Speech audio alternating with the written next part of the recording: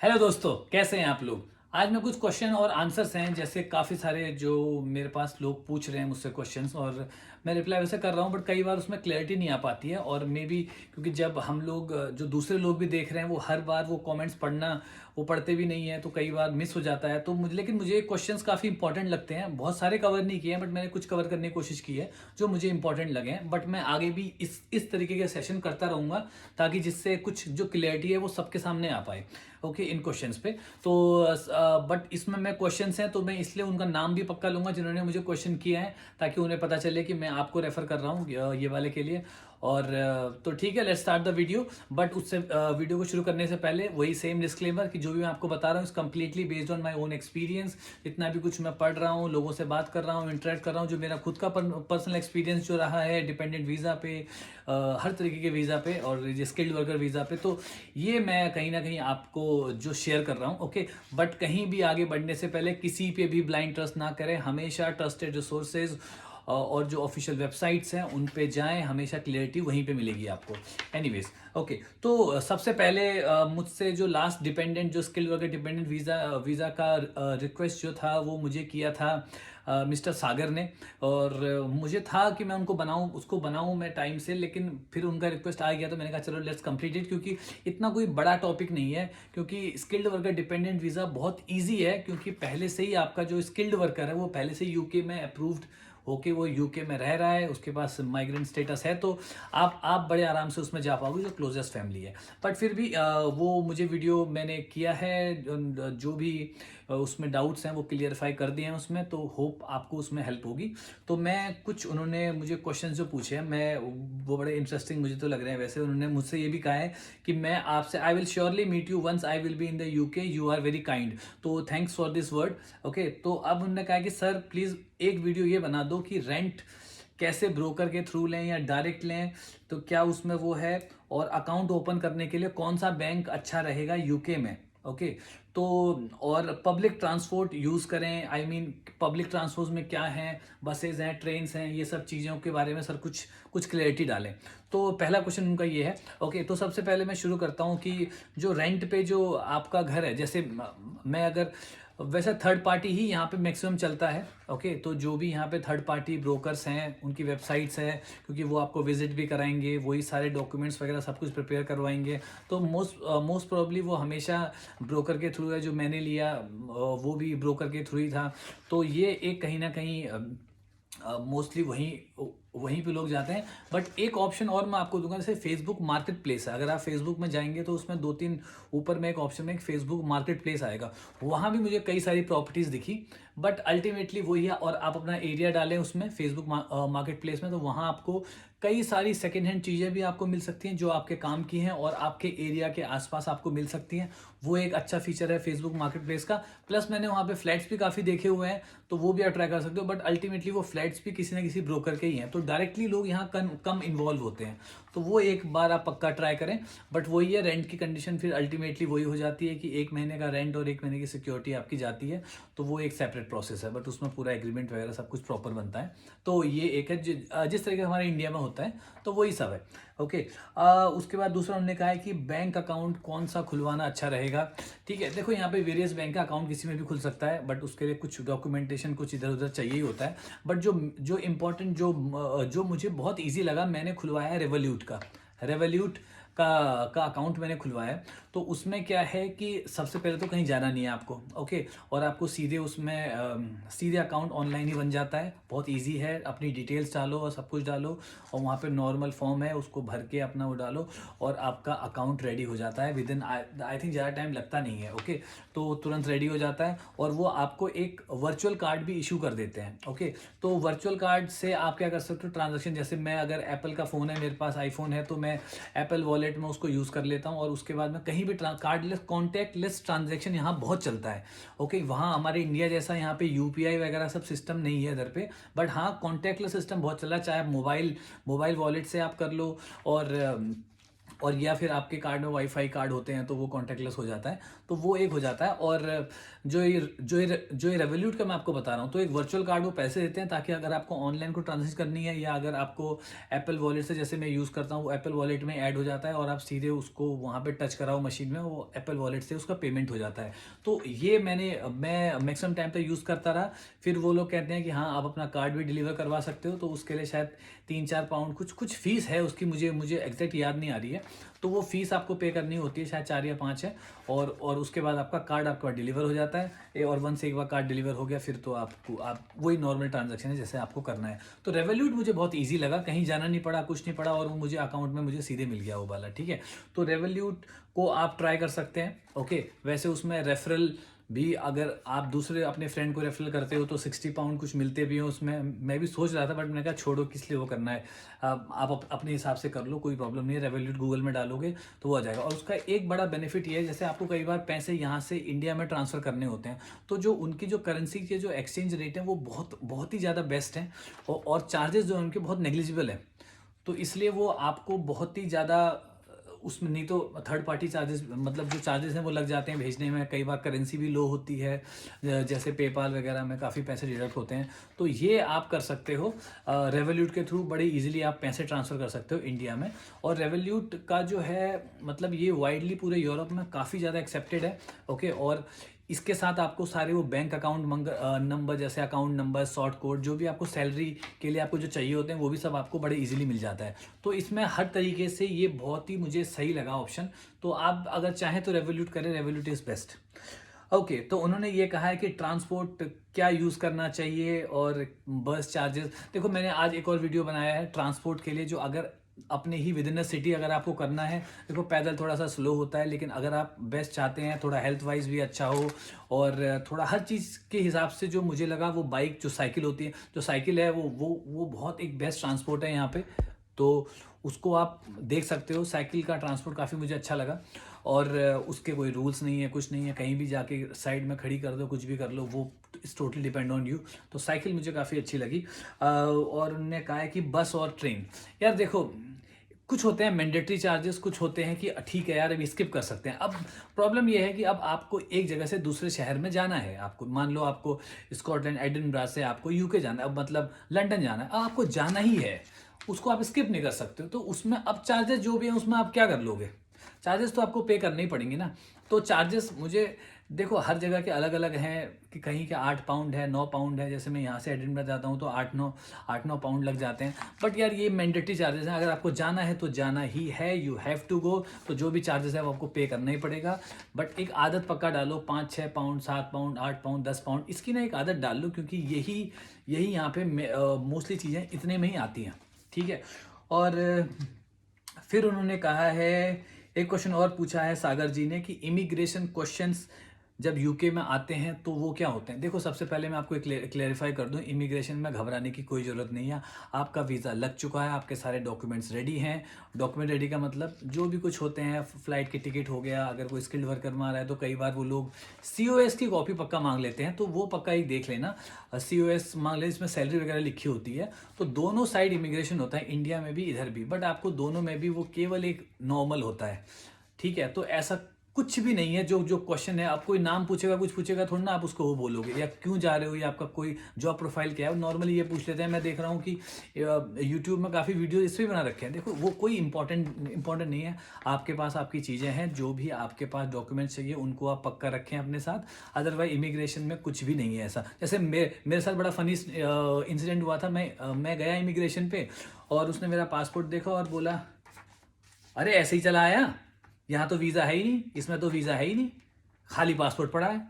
मुझे लगा ये क्या हो गया यार, अब मैं लाइन में खड़ा हूँ और कह रहा है कि वीज़ा ही नहीं है इसमें। तो वो थोड़ा तफरी ले रहा था मेरे से, कहीं मेरठ साइड का था वो, बोला। फिर मैंने उससे देखा, मैंने कहा सर ये तो रहा सेकंड पेज में। अच्छा यहाँ है। मैं बोलूँ ऐसे ही आ गया तो खाली, तो ये थोड़ा सा कॉमेडी हो जाती है, बट ऐसा कुछ भी घबराने की जरूरत नहीं है। जो कुछ डॉक्यूमेंट जैसे आपका आरटीपीसीआर रिपोर्ट हो गई, आपका जो पीएलएफ फॉर्म हो गया, आपका जो कोविड जो टेस्ट होता है जो आप बुक करते हो तो पीएलएफ उसके लिए भरना होता है, आपकी फ्लाइट टिकट्स हो गई, और आपका सीओएस का एक प्रिंट आउट पक्का, मतलब प्रिंट आउट कॉपी पक्का रखना, और बस ये चीज़ें, और बाकी आपका पासपोर्ट है ही, nobody going to stop you. Okay, तो दोनों साइड में कोई प्रॉब्लम नहीं है। ओके, अच्छा, उन्होंने कहा है कि आफ्टर कलेक्टिंग, एक और क्वेश्चन पूछा उन्होंने, after collecting BRP what should be done next. Okay, तो भाई ये बहुत बहुत ही जरूरी इंपॉर्टेंट सवाल पूछा है, इस पे पक्का गौर करें कि बीआरपी कलेक्ट करने के बाद अब आपको क्या करना है। तो दोस्तों सबसे पहले मैं बताऊं, बीआरपी कलेक्ट करने के बाद सबसे जरूरी काम आपको करना है कि लाइफ के इंजॉय करना है, इंजॉय करो। ओके, कुछ नहीं है बीआरपी, एक्चुअल में बीआरपी कोई भी एक आधार कार्ड टाइप एक कार्ड मिलेगा आपको, बट 90% जगह आपको बीआरपी का काम है ही नहीं एक्चुअल में, तो इसलिए उसको सेफ जगह पे कहीं घर में रखो, हर टाइम जेब में कैरी मत करो, कोई उसका काम नहीं है। बहुत रेयर टाइम पे वो मांगते हैं, जैसे कहीं आप कहीं घूमने जा रहे हो तो होटल बुकिंग में वो मांग सकते हैं, क्योंकि ना वो एक हो सकता है, अदरवाइज उसमें एक नेशनल इंश्योरेंस नंबर होता है, वही आपके एम्प्लॉयर को काम आता है, और ऐसा कुछ नहीं है। ठीक है, तो बीआरपी को सेफ रखें, अपने पास रखें, कहीं घूमने जाएं तो पक्का उसको साथ में रखें, अदरवाइज नॉर्मली वॉलेट में लेके, जैसे आधार कार्ड घूमते रहते हो, पैन कार्ड लेके घूमते रहते हो, मत करें, क्योंकि अगर गुम हो गया तो अननेसेसरली के फालतू के काम बढ़ जाते हैं। ठीक है, तो ये करें। अच्छा, और उन्होंने कुछ और पूछा है, हाँ, उन्हें पूछा है सुपरमार्केट, और सागर जी ने भी पूछा है कि सुपरमार्केट के जो ग्रोसरी प्राइजेस हैं उसको कुछ बताइए। देखिए यार, यूट्यूब में बहुत वीडियो हैं, लोग ग्रोसरी स्टोर में ही ले गए हैं, सुपरमार्केट में ले गए हैं, कैमरा बना के, ये देखो यहाँ की ये खीरा है, यहाँ का एक ककड़ी है, देखो ये सब मुझे बकवास लगता है। यहाँ का ये कुछ नहीं होता है भाई। इंडिया में हमारे कुछ हर जगह के हिसाब से अलग अलग टाइप के फ्रूट, सब्जियां, वो सब उगाई जाती हैं ना। तो हमारे वहाँ पे खीरा कुछ अलग तरीके का होता है, अगर मैं उत्तराखंड बोलूँ तो वहाँ केले अलग तरीके के होते हैं। तो ये सब बुलशिट है कि यहाँ का खीरा देखो बड़ा है, क्योंकि यहाँ उगता ही यही है।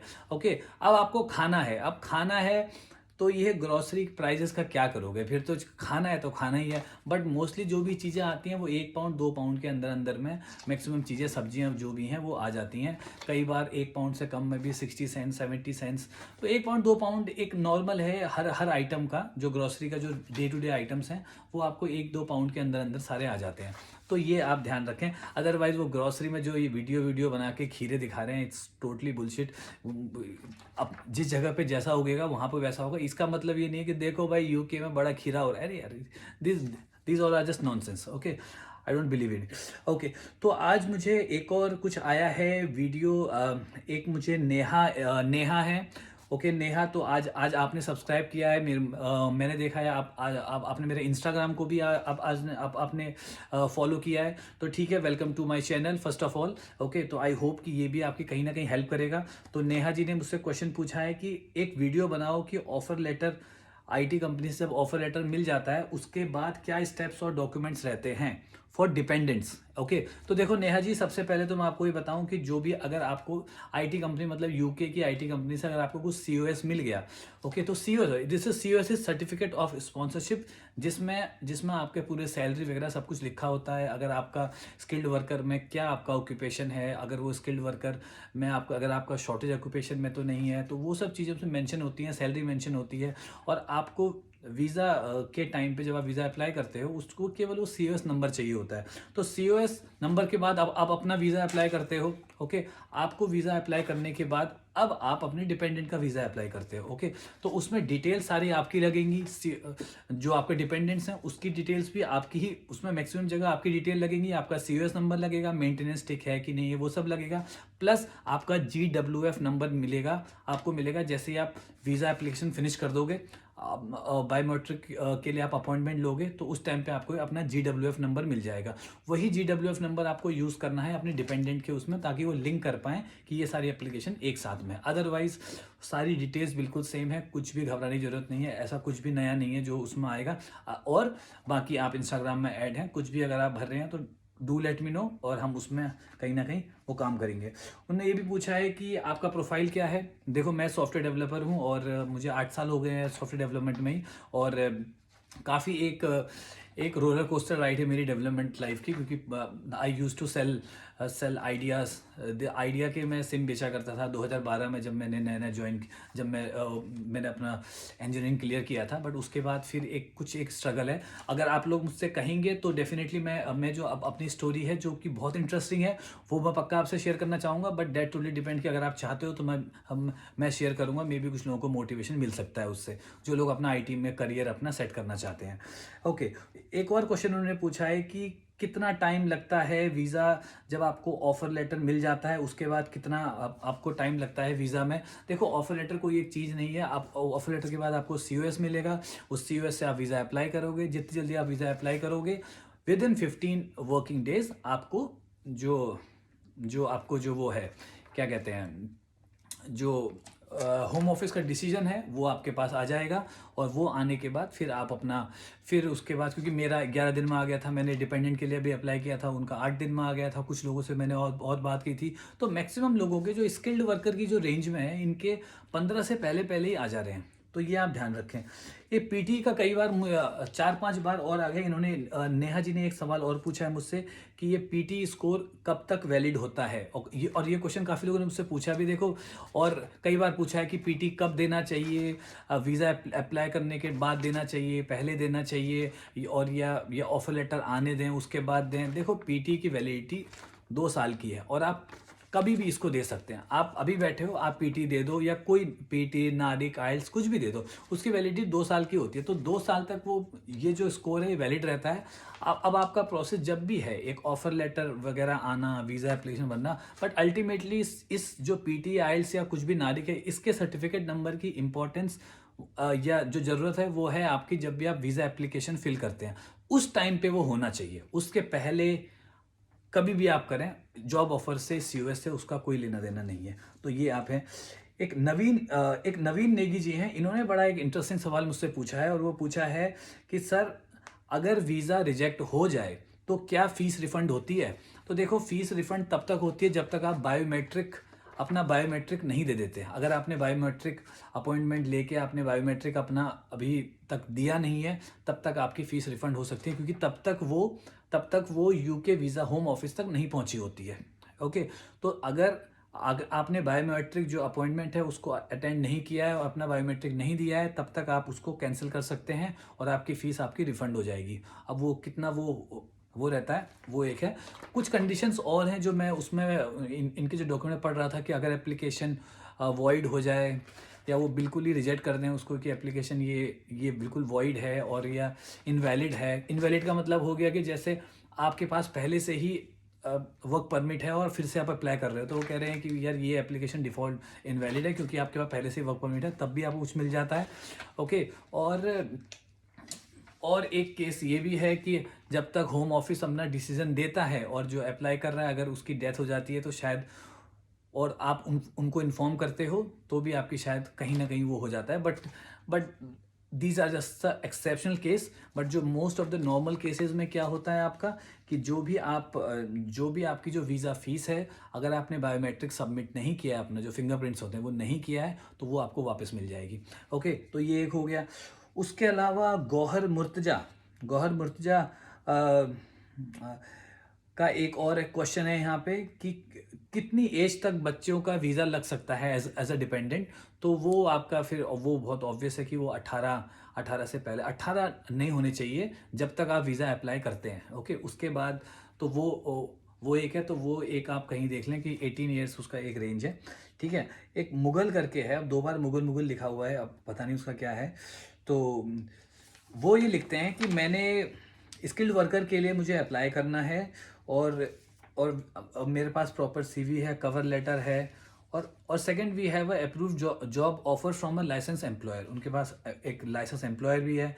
क्या कोई मुझे बताएगा कि I have to take out the नारिक first before prepare the CV। नहीं, मैंने आपको बताया, आइल्स या नारिक जो भी है, आप जब चाहे तब अप्लाई करें। उसकी वैलिडिटी 2 साल की होती है, और उस 2 साल के अंदर ना कभी भी अपना UK वीज़ा अप्लाई करें, जो भी काम करें वो आप कर सकते हैं। इसका स्पेसिफिक कुछ नहीं है कि आपको इसके पहले या इसके बाद CV रेडी, या COS के बाद आगे पीछे आपको चाहिए। वो एक जनरल एक नंबर है जो आपको वीज़ा एप्लीकेशन के टाइम पे चाहिए, उससे पहले कभी भी। ओके तो यार ये कुछ मुझे क्वेश्चंस वो लगे, थोड़ा सा वीडियो लंबा हो गया है, बट मुझे लगता है कि ये काफ़ी इंपॉर्टेंट क्वेश्चंस हैं, तो मे बी आप लोगों की इसमें हेल्प हो सकती है। और इसी तरीके के क्वेश्चंस मुझसे पूछते रहें, जो इजी होंगे तो वो मैं वहीं रिप्लाई कर सकता हूँ, अदरवाइज इस तरीके के क्वेश्चन आंसर सेशन करने भी काफ़ी इंपॉर्टेंट है और मुझे लग रहा है कि ये काफ़ी हेल्पफुल भी होगा। तो ठीक है, मिलते हैं नेक्स्ट वीडियो पे। ओके तो इस वीडियो को जितना हो सके do like subscribe and share दोस्तों, और ज़्यादा से ज़्यादा लोगों की हमें हेल्प करनी है। Thank you very much, have a nice day.